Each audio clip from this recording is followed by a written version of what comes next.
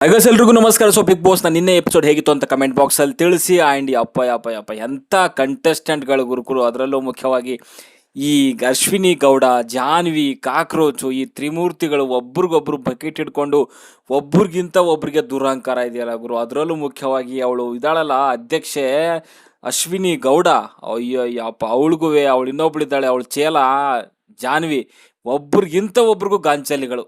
Okay, ಗಾಂಚಲಿ ಅನ್ನೋಂಥ ಪದ ಉಪಯೋಗಿಸ್ಬಾರ್ದು, but ಈ ಜಾನ್ವಿನೇ ಹೇಳಿದಾಳೆ. ಸೊ ಅದು ಒಂದು ರೀತಿಯ ಒಳ್ಳೆ ಪದ ಅನ್ನೋ ರೀತಿಯಲ್ಲಿ, ಸೊ ಅದಕ್ಕೋಸ್ಕರನೇ ಬಳಸ್ತಾ ಇದ್ದೀನಿ, ಅವ್ರಿಗೋಸ್ಕರನೇ. ಓಕೆ, ಏನು ಗಾಂಚಲಿ, ಏನು ದುರಹಂಕಾರ, ಏನು ದೌಲತ್ತು, ಅಯ್ಯೋ. ಅದರಲ್ಲೂ ಅಶ್ವಿನಿಗೆ ಅದು ಕಳಪೆಗೆ ಹೋದರೂ ಕೂಡ ಇನ್ನೂ ಮಾನ ಮರ್ಯಾದೆ ಬಿಟ್ಟಿಲ್ವಲ್ಲ ಗುರು. ಥೂ ಯಪ್ಪ, ಅಷ್ಟೊಂದು ನಾಚಿಕೆ ಮಾನ ಮರ್ಯಾದೆ ಬಿಟ್ಬಿಟ್ಟು ಬಂದವರ ಬಿಗ್ ಬಾಸ್ಗೆ ಅಂತ. ಅಟ್ಲೀಸ್ಟ್ ಮೂಲ ನಿಯಮಗಳನ್ನಾದರೂ ಕೂಡ ಫಾಲೋ ಮಾಡಬೇಕಾ, ಅದೂ ಕೂಡ ಫಾಲೋ ಮಾಡಲ್ಲ ಅಂತಂದರೆ ಇನ್ನೇನು ಹೇಳ್ತಾರೆ ಗುರು ಇವ್ರಿಗೆ. ಒಂಚೂರು ನಾಚಿಕೆ ಮಾನ ಮರ್ಯಾದೆ. ನಿನ್ನೆ ಮೊನ್ನೆ ಬಂದವನಂತ ಇವರೇ ಹೇಳ್ತಾರೆ, ಅವನು ಕ್ಯಾಪ್ಟನ್ ಆದ ಆಲ್ರೆಡಿ, ಕೊಟ್ಟಿರ್ಬೋದು ಬಿಗ್ ಬಾಸ್ ಆಫರ್ ಕೊಟ್ಟಿರ್ಬೋದು, ಒಟ್ಟು ಆದರೂ ಕೂಡ ಆ ದುರಹಂಕಾರ, ನಾಚಿಕೆ ಮಾನ ಮರುವಾದೆ ಒಂಚೂರ ಇದೆಯಾ? ಬಿಗ್ ಬಾಸ್ದು ಮೂಲ ನಿಯಮಗಳಾದರೂ ಫಾಲೋ ಮಾಡಬೇಕು ಅನ್ನೋದಿದೆಯಾ?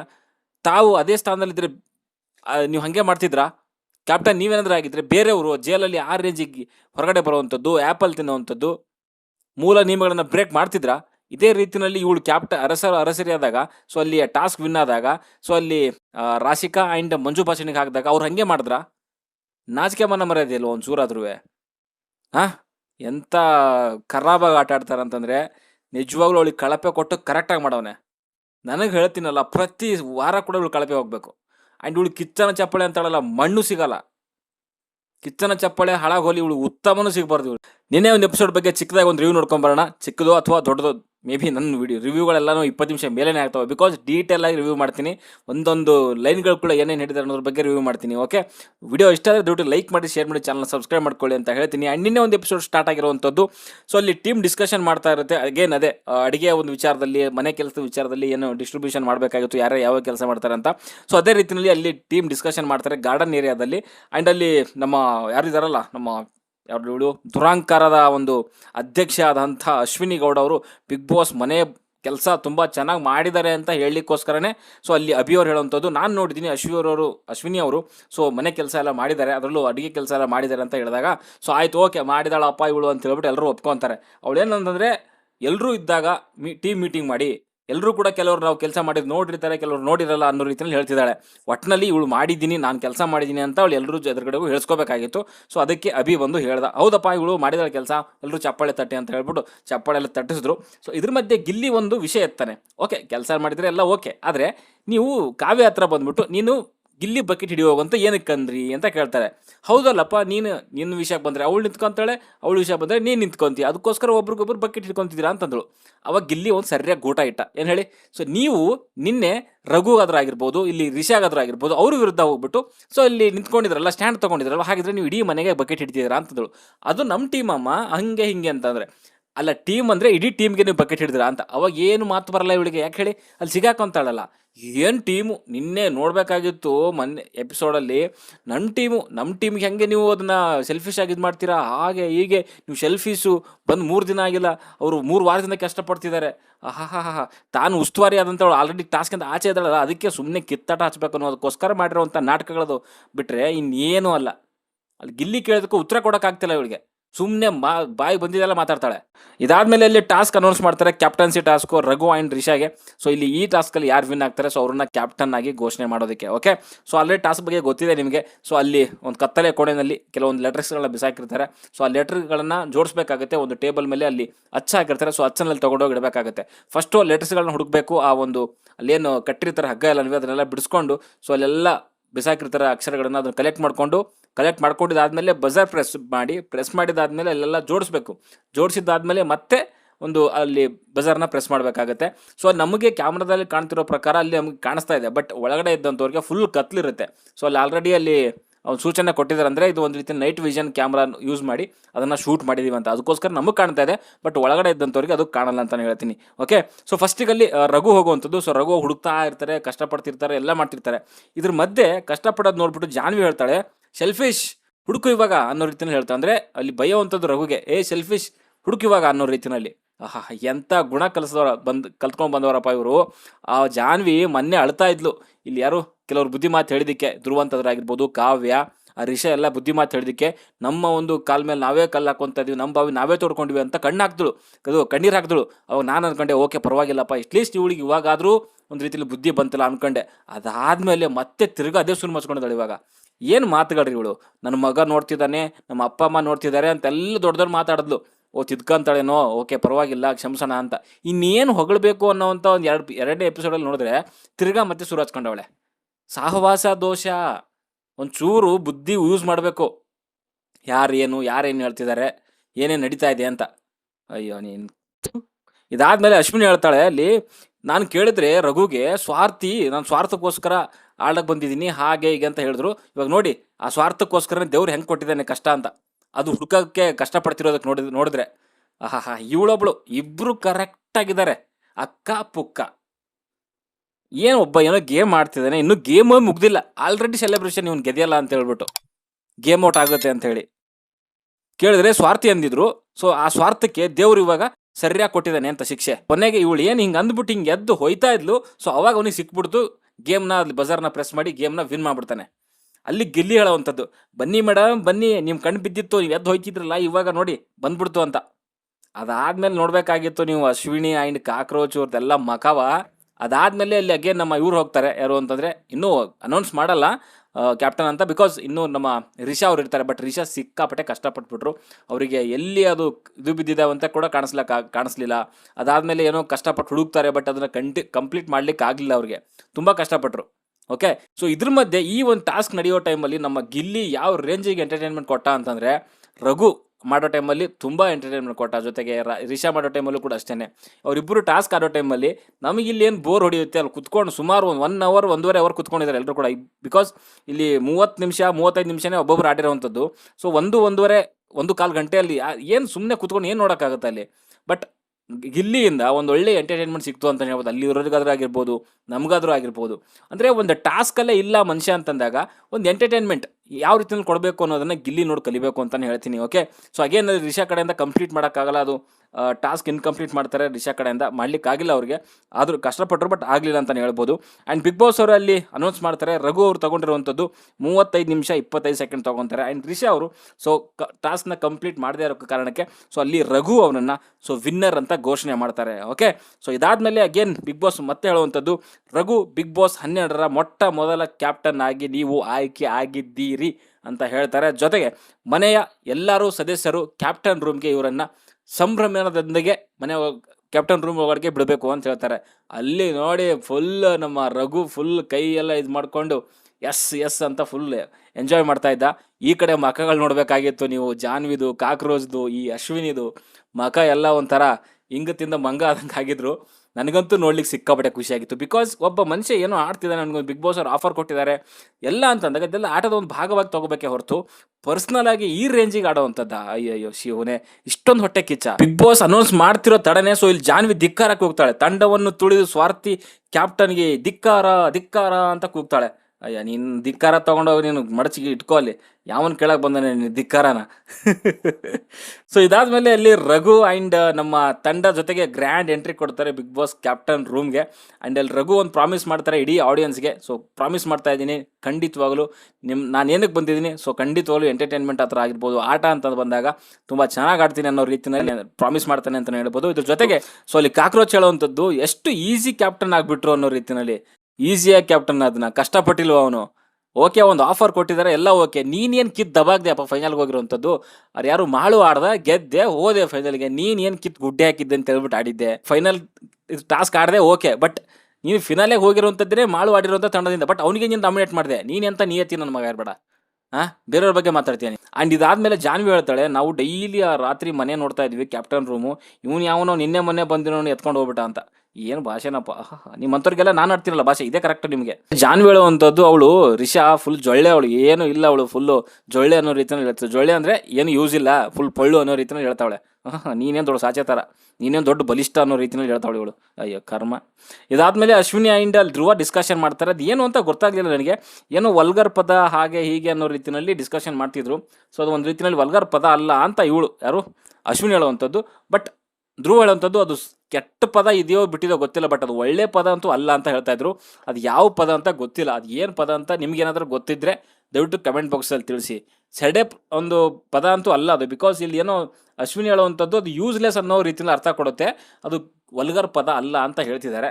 ಅದು ಯಾವ ಪದ ಅಂತ ಗೊತ್ತಿಲ್ಲ, ನಿಮ್ಗೇನಾದ್ರೂ ಇದ್ದರೆ ಕಮೆಂಟ್ ಬಾಕ್ಸಲ್ಲಿ ತಿಳಿಸಿ. ಓಕೆ, ಸೊ ಇದ್ರ ಜೊತೆಗೆ ಇಲ್ಲಿ ಕ್ಯಾಪ್ಟನ್ ರಘು ಅವರು ಮೀಟಿಂಗ್ ಕರೀತಾರೆ ರಾತ್ರಿ, ಸೊ ಲೈಟ್ ಎಲ್ಲ ಆಫ್ ಆದಮೇಲೆ. ಸೊ ಲೈಟ್ ಎಲ್ಲ ಆಫ್ ಆದಮೇಲೆ ಅಲ್ಲಿ ಮೀಟಿಂಗ್ ಕರೆಯೋದ್ರಿಂದ ಮೀನ್ಸ್ ಮನೆಯವರಿಗೆ ಕೆಲಸಗಳನ್ನು ಹಂಚಿಕೆ ಮಾಡೋಣ ಅನ್ನೋ ರೀತಿಯಲ್ಲಿ ಅವ್ರು ಮೀಟಿಂಗ್ ಕರೀತಾರೆ. ಸೊ ಇಲ್ಲಿ ಜಾನ್ವಿ ಹೇಳುವಂಥದ್ದು ಅಲ್ಲಿ ಬಾತ್ರೂಮಲ್ಲಿ ಲೈಟ್ ಆಫ್ ಮಾಡಿದ ಮೇಲೆ ಇನ್ನೂ ಯಾವ ಕ್ಯಾಪ್ಟನ್ನು, ಅಂದರೆ ಲೈಟ್ ಆನ್ ಇದ್ದಾಗ ಮಾತ್ರ ಕ್ಯಾಪ್ಟನ್ ಅಂತೆ, ಆಫ್ ಆದ್ಮೇಲೆ ಕ್ಯಾಪ್ಟನ್ ಇಲ್ವಂತೆ. ಯಾವ ವಾರದ ಕ್ಯಾಪ್ಟನ್ ಅಂತ ಅನೌನ್ಸ್ ಮಾಡಲ್ವಾ ನೀನು? ಬಿಗ್ ಬಾಸ್ ಮನೆ ಒಳಗಡೆಗಿದೆಯಾ, ಎಲ್ಲಿದೆಯಾ ನೀನು? ಹೊರಗಡೆ ಇದ್ದವ್ರು ನಮಗೆ ಗೊತ್ತಿದೆ ಏನು ಎತ್ತ ಅಂತ ಹೇಳ್ಬಿಟ್ಟು ಮನುಷ್ಯನಿಗೆ ಅಪೋಸ್ ಮಾಡಬೇಕು, ಪ್ರತಿಯೊಂದು ಮಾಡ್ಬೇಕು. ಬಟ್ ಈ ರೇಂಜ್ಗೆ ಲೈಟ್ ಆಫ್ ಆದಮೇಲೆ ಕ್ಯಾಪ್ಟನ್ ಅಲ್ವಂತ ಅವನು, ನಿನ್ನ ಮಕ್ಕೆ. ಇದಾದಮೇಲೆ ಅಲ್ಲಿ ಕುಕ್ಕಿಂಗಿಗೆ ಟೀಮ್ಗಳನ್ನು ಮತ್ತು ಕ್ಲೀನಿಂಗಿಗೆ, ಬಾತ್ರೂಮ್ಗೆ ಪ್ರತಿ ಒಂದು ಡಿಪಾರ್ಟ್ಮೆಂಟ್ಗೂ ಕೂಡ ಡಿಸ್ಟ್ರಿಬ್ಯೂಟ್ ಮಾಡ್ತಾರೆ. ಅದರಲ್ಲಿ ಮುಖ್ಯವಾಗಿ ಕುಕ್ಕಿಂಗ್ ಅಂತ ಬಂದಾಗ 7 ಜನರು ಹಾಕ್ತಾರೆ. ಸೊ 7 ಜನ ಹಾಕಿದ್ದಲ್ಲಿ ಅಲ್ಲಿ ಒಂದು ಟ್ವಿಸ್ಟ್ ಕೊಡ್ತಾನೆ ನಮ್ಮ ರಘು. ಅದೇನು ಅಂತಂದರೆ ಆ ಟೀಮಲ್ಲಿ ಇದ್ದಂತಹ ರಕ್ಷಿತಾಗೆ ಟೀಮ್ ಲೀಡ್ ಮಾಡಿಬಿಡ್ತಾನೆ. ಅದರಲ್ಲಿ ಜಾನ್ವಿ ಇದ್ದಾಳೆ, ಮೀನ್ಸ್ ರಿಷಾ ಇದ್ದಾಳೆ, ಮೇ ಬಿ ಕೆಲವ್ರು ಇದ್ದಾರೆ ಇನ್ನೂ. ಸೊ ಅದಕ್ಕೆ ರಕ್ಷಿತಾನ ಕ್ಯಾಪ್ಟನ್ ಮಾಡುವಂಥದ್ದು ಮೀನ್ಸ್ ಅವಳೇ ಎಲ್ಲನೂ ಕೆಲಸಗಳನ್ನು ಅವರಿಗೆ ವಹಿಸಬೇಕು ಅನ್ನೋ ರೀತಿಯಲ್ಲಿ. ಹೆಂಗಾಗಿರುತ್ತೆ ಅಂತಂದರೆ ಅಲ್ಲಿ ಇದ್ದವ್ರಿಗೆ ಎಲ್ರಿಗೂ ಯಾವುದೋ ಚಿಕ್ಕ ಹುಡುಗಿ ಬಂದುಬಿಟ್ಟು ಸೊ ನಮಗೆ ಒಂದು ರೀತಿಯಲ್ಲಿ ರೂಲ್ ಮಾಡ್ತಾಳಲ್ಲಪ್ಪ ಅಂತ ಹೇಳ್ಬಿಟ್ಟು ಯಾಕದಲ್ಲಿ ಹೊಡೆದಂಗೆ ಆಗಿರುತ್ತೆ. ಒಳ್ಳೆ ಕೆಲಸ ಮಾಡ್ತಾ ಅಂತಲೇ ಹೇಳ್ಬೋದು ನನಗೆ. ಅದಾದಮೇಲೆ ಕೆಲವ್ರನ್ನ ಕ್ಲೀನಿಂಗ್ ಆಗ್ತೀನಿ, ಅದರಲ್ಲಿ ಸೂರಜ್ ಕೂಡ ಇದ್ದ ಅನ್ಸುತ್ತೆ. ಆ್ಯಂಡ್ ನಮ್ಮ ಯಾರು ರಾಜಮಾತೆ ಅಶ್ವಿನಿ ಇದ್ಲು ಅಂತ ಅನ್ಸುತ್ತೆ, ಆಮೇಲೆ ರಾಶಿಕಾ ಇದ್ಲು ಅಂತ ಅನ್ಸುತ್ತೆ. ಸೊ ಇವರಿಗೆಲ್ಲ ಏನಾಯ್ತು ಕಾಕ್ರೋಚ್ ಇದ್ದ ಅನ್ಸುತ್ತೆ. ಓಕೆ, ಸೊ ಇಷ್ಟು ಜನಕ್ಕೆ ಹಾಕಿದ್ದಾದ್ಮೇಲೆ ಫುಲ್ ಹುರ್ಕೊಂಡ್ಬಿಟ್ಟವನೇ. ಅದರಲ್ಲೂ ಮುಖ್ಯವಾಗಿ ಸೂರಜ್, ನಾನು ಅಷ್ಟೊಂದೆಲ್ಲ ಟಾಸ್ಕ್ ಕಷ್ಟಪಟ್ಟು ಆಡಿದ್ದೀನಿ, ಹಾಗಾಡಿದ್ದೀನಿ, ಹಿಂಗಾಡಿದ್ದೀನಿ, ನನ್ನ ಕ್ಲೀನ್ ತಂದು ಹಾಕೊಂಡು ಅಡುಗೆ ಹಾಕಬೇಕಾಗಿತ್ತು, ನನಗೆ ಅಡಿಗೆ ಇಷ್ಟ ಅನ್ನೋ ರೀತಿಯಲ್ಲಿ ಇವನು ಸ್ವಲ್ಪ ಗೋಗಾಡ್ತಿದ್ದ. ಸೊ ಇದಾದ್ಮೇಲೆ ಅಲ್ಲಿ ರಾಶಿಕಾ, ಜಾನ್ವಿ, ಅಶ್ವಿನಿ ಇವರೆಲ್ಲ ಫುಲ್ ಮಾತಾಡ್ತಿರ್ತಾರೆ. ಮೀನ್ಸ್ ಫೇವರಿಸಮ್ ಮಾಡಿದ್ದಾನೆ, ಹಾಗೆ ಮಾಡಿದ್ದಾನೆ, ಈಗ ಮಾಡಿದ್ದಾನೆ, ಇವರೆಲ್ಲ ತಪ್ಪುಗಳು ಮಾಡಲಿ ಗೊತ್ತಾಗುತ್ತೆ ಇವ್ರಿಗೆ. ಸೊ ಸುದೀಪ್ ಸರ್ ಕಡೆಯಿಂದ ಉಗಿಸ್ಕೊಂತಾರಲ್ಲ, ಸೊ ಅವಾಗ ಉಗಿಸ್ಕೊಳ್ಳಿ, ನಾವೇನು ಹೇಳೋದು ಬೇಡ, ಖಂಡಿತವಾಗ್ಲೂ ಪಕ್ಕ ಉಗಿಸ್ಕೊಂತಾನೆ. ಯಾಕಂದರೆ ತಪ್ಪುಗಳು ಮಾಡ್ತಿದ್ದಾನೆ ಇವನು, ಕ್ಯಾಪ್ಟನ್ ಆದವನು, ಹಾಗೆ ಹೀಗೆ ಅಂತೆಲ್ಲ ಮಾತುಗಳು ಬರುತ್ತೆ. ಅದಾದಮೇಲೆ ಕಾಕ್ರೋಚ್ ಹೇಳುವಂಥದ್ದಲ್ಲಿ, ನಾಳೆಯಿಂದ ಹರಿಸ್ತಾರಲ್ಲಪ್ಪ, ಏನು ಮಾಡೋದು, ಇಷ್ಟು ದಿನ ಆರಾಮಾಗಿದ್ದೆ, ಏನು ಕೆಲಸ ಮಾಡಿದೆ, ಸುಮ್ಮನೆ ಪರ್ಕೆ ತೊಗೊಂಡು ಅಲ್ಲಾಡ್ಸ್ಕೊಂಡಿದ್ದೆ, ಸೊ ನಾಳೆಯಿಂದ ನನ್ನ ಫುಲ್ ಹರ್ಸಾಕ್ಬಿಡ್ತಾರೆ ಅನ್ನೋ ರೀತಿಯಲ್ಲಿ ಹೇಳ್ತಿದ್ದ. ಇಷ್ಟೇ ನೋಡಿ, ಅಂದರೆ ಒಂದು ತಿಂಗಳು ಹತ್ತತ್ರ ಆಯಿತು, ಈ ನನ್ನ ಮಕ್ಕಳು ಏನು ₹1 ಕೆಲಸ ಮಾಡಿಲ್ಲ. ಇಲ್ಲದೇ ಇರೋವಂಥವ್ರಿಗೆ, ಹೋಗೋರಿಗೆ, ಬರೋರಿಗೆ, ಅಲ್ಲಿ ಬಿಗ್ ಬಾಸ್ ಮನೆ ಒಳಗೆ ಇದ್ದಂಥವ್ರಿಗೆ ಬೈಕೊಂಡೇ ತಿರುಗಾಡೋರು ತ್ರಿಮೂರ್ತಿಗಳು. ಇವ್ರು ಏನು ದಬಾಕಿಲ್ಲ ಅಲ್ಲಿ, ಇವನೇ ಒಪ್ಕೊಂಡ ಇವಾಗ ಕಾಕ್ರೋಚು. ಆಮೇಲೆ ಅಶ್ವಿನಿ ಹೇಳ್ತಾಳೆ, ಸೊ ನಾನಂತೂ ಒಂದು ವಾರ ಮಲ್ಕೊಂಡ್ಬಿಡ್ತೀನಪ್ಪ, ಹುಷಾರಿಲ್ಲ ಅಂತ ಹೇಳ್ತಾಳೆ. ಬರೀ ಡ್ರಾಮಾಗಳೇ. ಎಂಥವ್ರು ಗುರು, ಕಚರಾಗಳು ತಂದ್ಬಿಟ್ಟು ಕೆಲಸ ಮಾಡಿ ಅಂತಂದರೆ ಆಗಲ್ಲ, ರೂಲ್ ಮಾಡಿ ಅಂತಂದರೆ ಆಗುತ್ತೆ. ಅದಾದಮೇಲೆ ಅಲ್ಲಿ ಸುದೀಪ್ ಬಾತ್ರೂಮಲ್ಲಿ ಅಲ್ಲಿ ರಕ್ಷಿತಾ ಹತ್ರ ಬಂದ್ಬಿಟ್ಟು ಕ್ಷಮೆ ಕೇಳಲಿಕ್ಕೆ ಬರ್ತಾನೆ. ಅದು ಯಾವ ರೇಂಜಿಗೆ ಕ್ಷಮೆ ಅಂತಂದರೆ ಮೀನ್ಸ್ ಆ ಸೆಡೆ ಅನ್ನೋ ಪದ ಆಡಿದಕ್ಕೆ ಕ್ಷಮೆ ಕೇಳಕ್ಕೆ ಬರ್ತಾನೆ. ಸೆಡೆ ಅಂದರೆ ಕನ್ನಡ ನಿಘಂಟಲ್ಲಿ ಚಿಕ್ಕ ಹುಡುಗಿ ಅಂತ ಅರ್ಥ ಅಂತೆ. ಹಂಗೆ ಓಕೆ, ಚಿಕ್ಕ ಹುಡುಗಿ ಅಂತ ಅರ್ಥ ಇತ್ತು ಅಂದ್ರೂ ಮತ್ತೆ ಕ್ಷಮೆ ಏನಕ್ಕೆ ಕೇಳ್ದಪ್ಪ ನೀನು? ಕ್ಷಮೆ ಏನಕ್ಕೆ ಕೇಳಿದೆ? ಕನ್ನಡ ನಿಘಂಟಲ್ಲಿ ಸೆಡೆ ಅಂತಂದರೆ ಚಿಕ್ಕ ಹುಡುಗಿ ಅಂತ, ಬಟ್ ಆದರೂ ಕೂಡ ಕ್ಷಮೆ ಕೇಳ್ತೀನಿ ಅಂತ. ಅದನ್ನ ಹೆಂಗೆ ಕೇಳ್ದ ಅಂತಂದರೆ ವ್ಯಂಗ್ಯವಾಗಿ ಕೇಳಿರುವಂಥದ್ದು. ಬೇರೆ ಯಾವನಾರು ಆಗಿರ್ಬೇಕಾಗಿತ್ತು, ಸರಿಯಾಗಿ ಹಾಕೊಂಡು ರುಬ್ಬಿರೋರು ನಿನ್ನ. ನಿನ್ನ ಮಕ್ಕೆ. ಅಲ್ಲಿ ಎದುರುಗಡೆ ಕೂತ್ಕೊಂಡವಳೆ ಅಶ್ವಿನಿ, ಜಾನ್ವಿ, ಎಲ್ಲರೂ. ನಾಚಿಕೆ ಆಗೋದಿಲ್ವ ನಿಮ್ಗೆ ಹಂಗೆ ಮಾಡಬೇಡ ಅಂತ ಹೇಳಲಿಕ್ಕೆ? ಐತೆ ನಿಮಗೆ ಸುದೀಪ್ ಸರ್ ಕಡೆಯಿಂದ. ಇದಾದಮೇಲೆ ನೈಟ್ ಆಗುತ್ತೆ, ಅಶ್ವಿನಿ ಜಾನ್ವಿ ಅಲ್ಲಿ ಡಿಸ್ಕಷನ್ ಮಾಡ್ತಿರ್ತಾರೆ. ಏನಂತಂದರೆ ಅಲ್ಲಿ ಪಾಪ ಅಲ್ಲಿ ರಘು ಏನೋ ತಿನ್ನಬೇಕು ಅಂತ ಹೋಗ್ತಿರ್ತಾನೆ. ಅಲ್ಲ, ಇವನು ಕಿಚನಲ್ಲಿ ಫುಲ್ ಗಬ್ಬೆ ಮಾಡ್ತಾವನೆ. ಇವನು ಕ್ಯಾಪ್ಟನ್ ಆದಂತ ಏನು ಬೇಕಾದ್ರೂ ಮಾಡ್ಬೋದಾ ಅಂತ ಕಿಚನ್ ಗಬ್ ಮಾಡ್ತಾವನೆ. ಎಲ್ಲಕ್ಕೆ ಅಲ್ಲಿ ಏನಾದರೂ ಅಲ್ಲಿ ಸ್ನಾನ ಮಾಡ್ತಿದ್ದಾನೆ ಅವನು, ಏನೋ ಬೇಕಾಗಿರೋದನ್ನ ತೊಗೊಂಡು ತಿಂತವನೆ, ಗಬ್ಬೆ ಎಬ್ಬಿಸ್ತವನೆ. ಆಮೇಲೆ ಬೆಳಿಗ್ಗೆ ಆಗುತ್ತೆ. ಬೆಳಿಗ್ಗೆ ಆದಮೇಲೆ ಮಲ್ಲಮ್ಮ ಹೋಗಿ ಕ್ಯಾಪ್ಟನ್ ರೂಮಲ್ಲಿ ಕುತ್ಕೊಂಡಿರ್ತಾರೆ. ಮೀನ್ಸ್ ಅವರೇ ಏನೋ ಕುತ್ಕೊಂಡ್ರಂತೆ ರಘು ಅವರು. ಬಟ್ ನನ್ನ ಪ್ರಕಾರ ಇದು ಈ ಥರ ಎಲ್ಲ ಮಾಡಂಗಿಲ್ಲ. ಸೊ ಕ್ಯಾಪ್ಟನ್ ಅಂದರೆ ಕ್ಯಾಪ್ಟನ್ ಮಾತ್ರ ಇರಬೇಕು. ಕ್ಯಾಪ್ಟನ್ ಹೇಳಿದ್ರು ಕೂಡ ಮೇ ಬಿ ಅಲ್ಲಿ ಯಾರೂ ಹೋಗೋ ಹಾಗಿಲ್ಲ ಅಂತ ಅನ್ಸುತ್ತೆ. ಜಸ್ಟ್ ಹಿಂಗೆ ಹೋಗಿ ಬರ್ಬೋದು ಮಿಸ್ ಆಗೇನೋ, ಬಟ್ ಅಲ್ಲಿ ಹೋಗೋವಂಥದ್ದು, ಕುತ್ಕೊಳ್ಳೋವಂಥದ್ದು, ಮಲ್ಕೊಳ್ಳೋವಂಥದ್ದು ಅದೆಲ್ಲ ಮಾಡೋಂಗಿಲ್ಲ. ಬಿಗ್ ಬಾಸ್ ಮೂಲ ನಿಯಮ ಬ್ರೇಕ್ ಆಗ್ಬೋದು ಅಂತ ಅನ್ಸುತ್ತೆ. ಸೊ ಅದನ್ನು ಸ್ವಲ್ಪ ನಮ್ಮ ರಘು ಅವ್ರು ನೋಡ್ಕೊಬೇಕು ಅಂತ ಹೇಳ್ತೀನಿ. ಓಕೆ, ಸೊ ಇದಾದಮೇಲೆ ಅಲ್ಲಿ ಕಳಪೆ ಉತ್ತಮ ಶುರು ಆಗುತ್ತಪ್ಪ.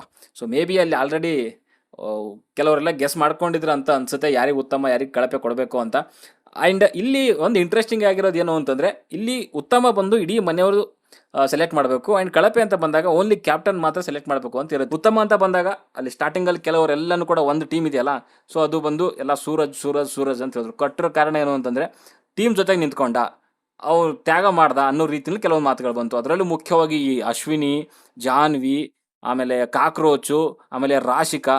ಅಂದರೆ ಸೂರಜ್ ಏನೋ ದೊಡ್ಡ ಸಾಧನೆ ಮಾಡ್ದ ಅನ್ನೋ ರೇಂಜಿಗೆ ಅವನಿಗೆ ಹೊಗಳಿ ಕೊಟ್ಬಿಟ್ರು. ಬಿಕಾಸ್ ಅವ್ನಿಗೆ ಹೊಗಳೋದ ಅವಶ್ಯಕತೆ ಇರಲಿಲ್ಲ. ಇಲ್ಲಿ ಇವ್ರು ಇದ್ರಲ್ಲ ಇನ್ನಿಬ್ರು, ರಿಷಾ ಆ್ಯಂಡ್ ರಘು, ಅವರಿಬ್ರಿಗೂ ಮಾತಲ್ಲೇ ಹೊಡಿಬೇಕು ಅನ್ನೋ ಒಂದು ಕಾರಣಕ್ಕೆ ಅವನಿಗೆ ಆ ರೇಂಜಿಗೆ ಹೊಗಳಿದ್ರು ಅಂತಾನೆ ಹೇಳ್ತೀನಿ. ಓಕೆ, ಇವರೊಂದು ಸ್ವಲ್ಪ ಜನ ಕೊಟ್ಬಿಟ್ರು. ಇನ್ನು ಮಿಕ್ಕಿದವರೆಲ್ಲರೂ ಕೂಡ ಅಲ್ಲಿ ಧ್ರುವಂತಿಗೆ ಕೊಟ್ಟಿರುವಂಥದ್ದು.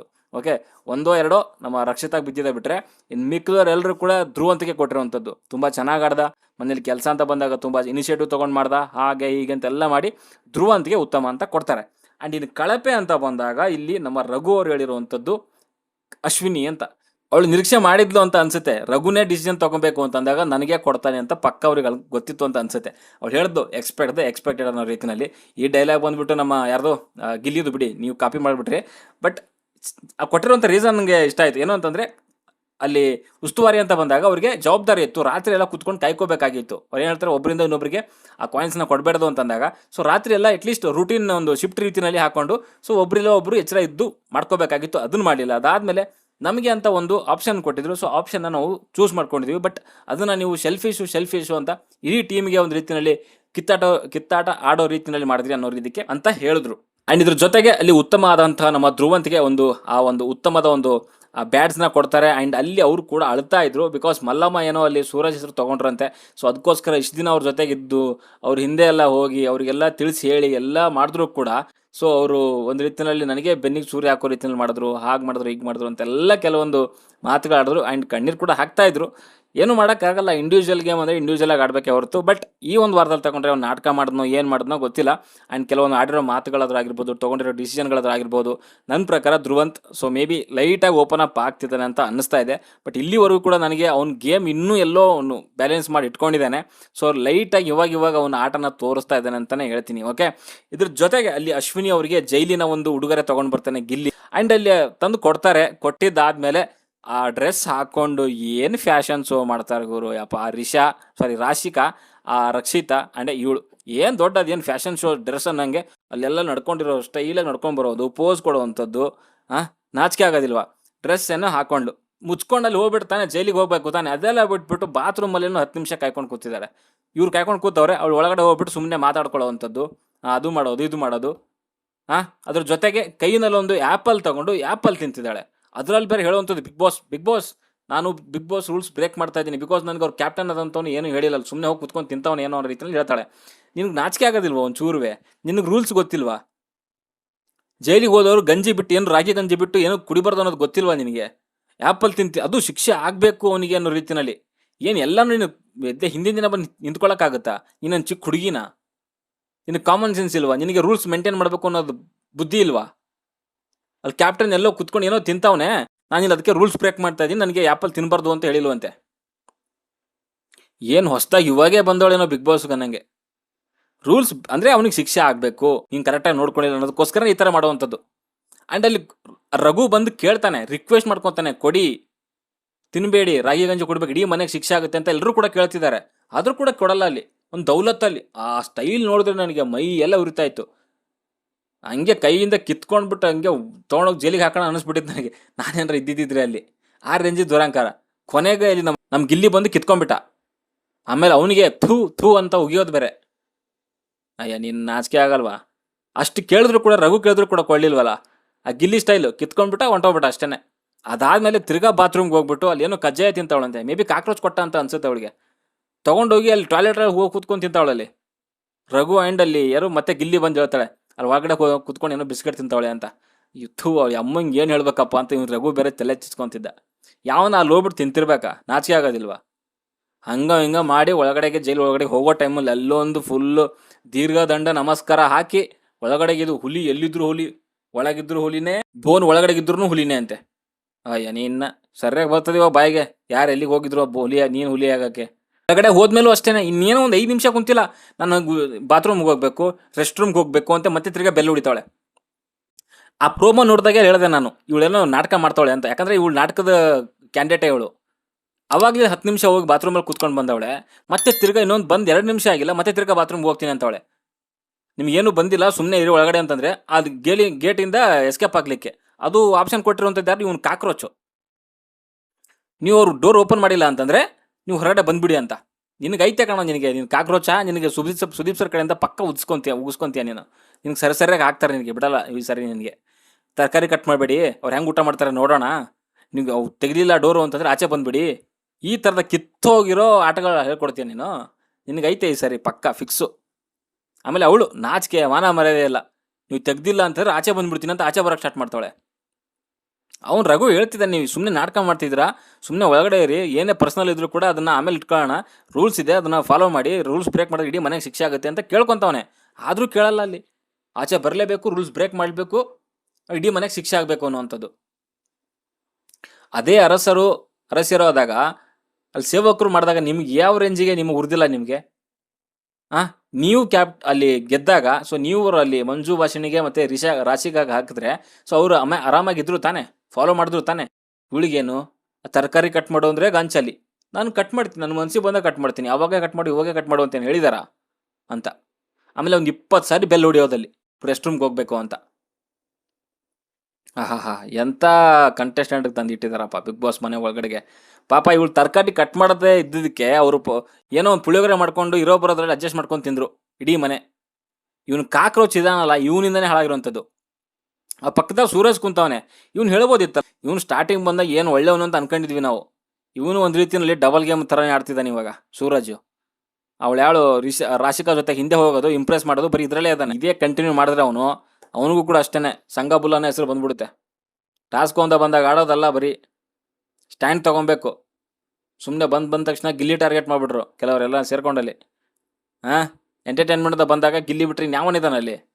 ಏನೂ ಇಲ್ಲ ಅಂದ್ರೂ ಅಟ್ಲೀಸ್ಟ್ ಬಿಗ್ ಬಾಸ್ ಮನೆ ಒಳಗಡೆ ಗಿಲ್ಲಿ ಎಂಟರ್ಟೈನ್ಮೆಂಟ್ ಇದೆ ಅಂತ ನಂಬ್ಕೊಂಡು ಜನ ಟಿವಿ ಆನ್ ಮಾಡ್ತಾರೆ. ಕೊನೆಗೆ ರಘುನೇ ಬಂದು ಅಲ್ಲಿ ಜೈಲ್ ಹತ್ರನೇ ಬಂದು ಕುತ್ಕೊಂಡ, ಅಲ್ಲಿ ಇವಳು ಅಮ್ಮ ಎಲ್ಲಿ ಮತ್ತೆ ತಿರ್ಗಾ ಜೈಲಿಂದ ಆಚೆ ಬರ್ತಾಳೆ ಅನ್ನೋ ರೀತಿನಲ್ಲಿ. ಬಟ್ ಅಲ್ಲಿ ಅಶ್ವಿನಿ ಹೇಳಿದ್ರು, ನೀವು ಹೋಗಿ ಪರವಾಗಿಲ್ಲ, ನಂಬಿಕೆ ಇಟ್ಟು ಹೋಗಿ, ನಾನೇನು ಆಚೆ ಬರಲ್ಲ ಹಾಗೆ ಈಗ ಅಂತ ಹೇಳಿದ್ರು. ಬಟ್ ನನಗೆ ನಿದ್ದೆ ಬರ್ತಾಯಿಲ್ಲ, ಅದಕ್ಕೆ ಕುತ್ಕೊಂಡಿದ್ದೀನಿ ಅಂತ ಹೇಳಿದ್ರು. ಬಟ್ ಕೊನೆಗೆ ಒಂದು ರೀತಿಯಲ್ಲಿ ಇಬ್ಬರು ಕೂಡ ತುಂಬ ಚೆನ್ನಾಗೇ ಮಾತಾಡ್ತಿದ್ರಪ್ಪ. ಇದು ನೋಡಿ ಅನಿಸ್ತು ನನಗೆ, ಏನು ಸುಮ್ಮನೆ ಗೇಮ್ಗೋಸ್ಕರ ಮಾಡ್ತಿದ್ದಾಳ ಅಂತ. ಓಕೆ, ಗೇಮ್ಗೋಸ್ಕರ ಏನೇ ಮಾಡಲಿ, ಬಟ್ ಆದರೆ ಈ ರೇಂಜಿಗೆ ಉಳ್ಕೊಬೇಕಾ? ಅದು ಬಿಗ್ ಬಾಸ್ ಮೂಲ ನಿಯಮಗಳನ್ನು ಬ್ರೇಕ್ ಮಾಡಿ ಕಾಟ ಕೊಡಲಿ, ಎಲ್ಲ ಮಾಡಲಿ, ಬಳಸೋವಂಥ ಭಾಷೆ ಆದರೂ ಆಗಿರ್ಬೋದು, ಆ ಆ್ಯಟಿಟ್ಯೂಡ್ ನೋಡಿದ್ರೆ ಗೊತ್ತಾಗುತ್ತೆ ಇವಳಿಗೆ ಎಷ್ಟು ದುರಂಕಾರ ಇದೆ ಅನ್ನೋದು. ಕಾಟ ಕೊಡಲಿ, ರೂಲ್ಸ್ ಕೆಲವೊಂದು ಮಾಡಲ್ಲ ಅಂತ ಹೇಳಿ ಆಮೇಲೆ ತಿರ್ಗಾ ಮಾಡಲಿ, ಎಲ್ಲ ಓಕೆ. ಬಟ್ ಪ್ರತಿ ಹೆಜ್ಜೆಗೂ ದುರಂಕಾರ, ಪ್ರತಿ ಒಂದು ಪದದಲ್ಲೂ ದುರಂಕಾರ. ಇಷ್ಟಿದ್ರೆ ಯಾವನ್ ಸಹಿಸ್ಕೊಂತಾನೆ? ಅಷ್ಟೇ. ಹಿಂಗಾದರೆ ಕಿಚ್ಚನ ಚಪ್ಪಾಳೆನೂ ಸಿಗಲ್ಲ, ಮಣ್ಣು ಸಿಗಲ್ಲ. ಓಕೆ, ಸೊ ನನಗನ್ಸಿರೋದನ್ನ ಹೇಳಿದ್ರೆ ಹಂಚ್ಕೊಂಡಿದ್ದೀನಿ. ನಿಮ್ಮ ಅನಿಸಿಕೆ ಅಭಿಪ್ರಾಯ ಕಮೆಂಟ್ ಬಾಕ್ಸಲ್ಲಿ ತಿಳಿಸಿ. ಓಕೆ, ಬಾಯ್.